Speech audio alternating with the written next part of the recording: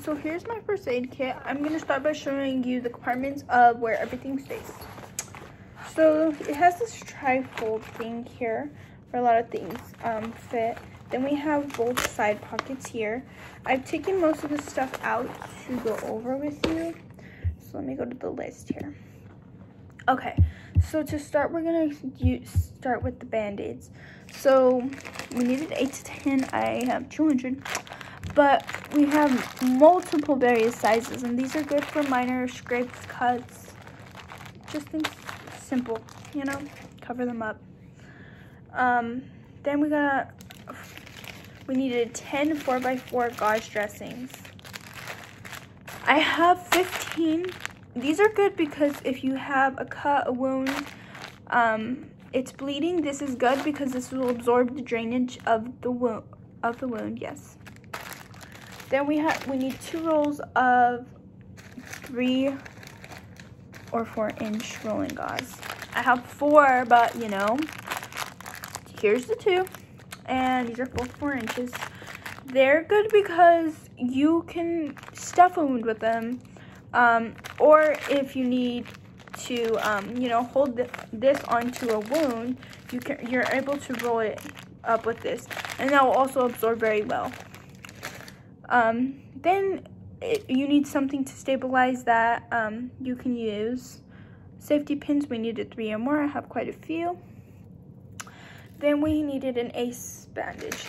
So this is also known as a compression wrap. This is good because this can help to reduce inflammation, and you know, it's because it's a compression wrap, it compresses the area. And then we needed 1 rigid splint. I have 3.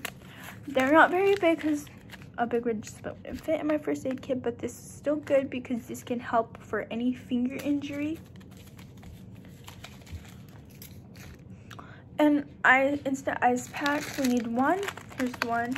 These are good because they're easy access, you know, and also you should always, almost always, when you have a slight injury of any sort, such as a sting, a rolled ankle, this to ice to make sure there's not so much inflammation is important. So this is good. Then we need bandage scissors. So these can be used for lots of things, like bandage. Their name is bandage scissors. So for some reason a splint is too tight, this would be good to cut the splint off. Not only that though, you can use them in a case where you're doing CPR and need an AED, you need to cut the clothes off. This is good things to have. And then we needed tweezers. Tweezers are good because you can use them for slight things that might enter the skin, like a splinter or something. These are good. Okay. Then we need 2 Ziploc bags. So here's 2. You can use these to just for like a hurry and go, like you need a few bandages, some sterile gauze. You can put some stuff in as a quick first aid kit and go. Or if you are on a scene and you see that there's bloody gauze everywhere or something, this would be good to put it in to dispose of it. But in order to touch all that stuff, you need gloves. We need 2 packs of gloves in our first aid kit. These are good because this is safe for you and the person you are helping. This will help prevent stuff from spreading, keeping you and them safe. Then on top of that goes with the hand sanitizing wipes. I have the alcohol prep pads here. I have more. Here they are. I have quite a few, and these are good because you can wipe, you know, just like I said, part of being sanitary with the gloves, disposing stuff. These are good. Then we needed 1 or more garbage bags. I have 3 here. These are also good for part of the disposable thing that I said, but these can be good for like if there's clothing that's full of blood, it might not fit into a Ziploc bag. Or if somebody's vomiting and you don't want to hold a small Ziploc bag open, this is good for that.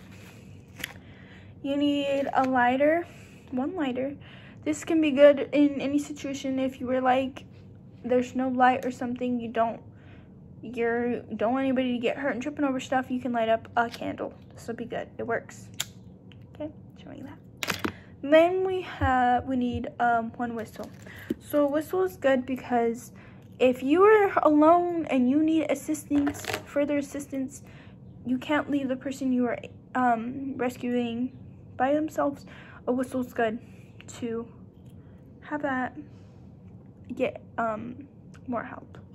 Emergency blanket, this helps lock heat in. It's good for good things like that. Then we need 3 Sharpies. I have 3 here. These are good because if you're in a situation where there's so much bleeding and you apply a tourniquet, you should always put the time onto the tourniquet for when dispatch arrives. This could also be good for writing down things that you see at the scene that might be useful for, people who will provide further assistance. CPR mask, this is part of the sanitary thing. I like that we use these because you don't need to do mouth to mouth, but it works just as good as mouth to mouth. This is for CPR. Now I'm going to start with the 5 extra credit things that I have. So I want to start because I think this is cool. Sting relief pads. So, you get stung. There's not much you can do. You can ice, of course. And that's always good, and you should. But a sting relief pad will help too. This is good for any type of sting. Another thing is antiseptic towelettes. If you know that somebody needs an EpiPen, or if you are cleaning off minor laceration or scrape or something, you need to apply a bandage of any sort, you should use an antiseptic towelette before. My third thing I want to do is, I forgot before I finish the extra credit stuff, I want to mention, I almost forgot, the triangular bandage. This can be good for multiple things. Most importantly, it's good because you could use it as a sling. You can make a sling, an arm sling for this. You can also use it for deep lacerations if you need to stuff them or whatever. These are great. Back to extra credit things. I said 2 things. I'm going to go on to the third.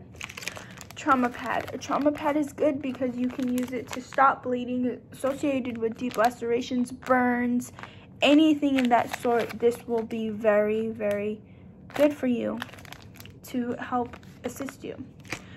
Then so that was 3. I'm going to go on my 4th. Oops. A tourniquet. You can use multiple different things to make a tourniquet. I think this is very good because, as you know, if you've ever got your blood drawn, these do stop blood supply. A marker to write on the time you applied the tourniquet is always important. And then 5th, I want to add an eye pad. It's always good you need to actually cover another eye if something's impaled into another eye. Yes, sterile gauze dressing, it can be good too, but I think that eye pads are a lot more effective because they can't see through, and you do not want the other eye to be looking anywhere because your eyes work together. So I think that's very good. And that is all. Thank you.